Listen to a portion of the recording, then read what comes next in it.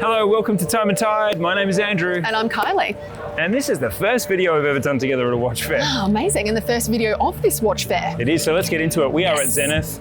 There is big news at Zenith and it's all around the Pilot. Absolutely, so a reissue of the Pilot, a completely redesigned watch, and some of the first Pilot, at least the time-only version, with the El Primero movement, so huge news there. So we have a high-frequency movement in this redesigned Pilot.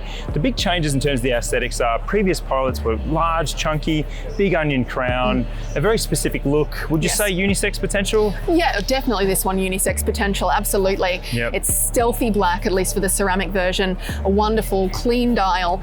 It's called he called it channeled grooves in the dial. Yeah. Yep, and then in the chrono we have a few more features. Yeah, absolutely. So with the flyback chronograph, we have a new movement, a new heartbeat to this particular watch with the an iteration on the 3600 El Primero movement that now has an amazing big date function. It does, and we're not going to go into too much detail, but this big date function turns at 7,000th of a second. 10 Gs. 10 Gs, baby. So at midnight, you really get an instantaneous flick. It's amazing. You get a full snap. What about on the vintage front? Anything?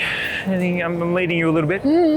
So the Dayfi Shadow, I guess, is the one to look at there, with a microblasted titanium case and bracelet that you are familiar with. Yeah, look, I got a little bit smarmy. I got a little bit salty with Romain. I was like, hang on, that looks like our night surfer. What's going on? Yeah. I think he all but conceded that it was entirely inspired by the success of the night surfer. Oof. This is a vintage piece with a ladder bracelet by Guy Frez that is so modern with this twist of micro bead blasted titanium, and it's only the second ever watch released by Zenith to have a micro bead blasted titanium bracelet. That's right. And the first was ours. So there is a very strong lineage there.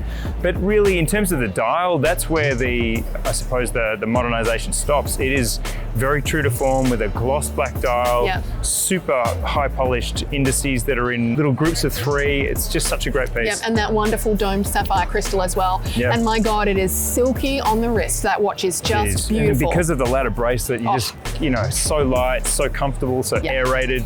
The last piece, probably my favorite. I do like the Pilots coming back, and that's a great story, but the ceramic Defy skyline skeleton in ceramic is really this showpiece because we have this satin brushed full ceramic, including a full ceramic bracelet. First time Zenith has ever done a full ceramic bracelet. So you're getting that disco ball effect from every angle. And stealthy black, absolutely beautiful. 2 versions of this particular watch. I would say not stealthy though. It's too shiny to be stealthy. Shiny, well, absolutely. The first one is a solid dial, so very similar to the 36mm that were released not that long ago. Yes. In terms of the pattern on the dial. And also it was the same size. They had models in the same size in the Skyline when it first relaunched with it.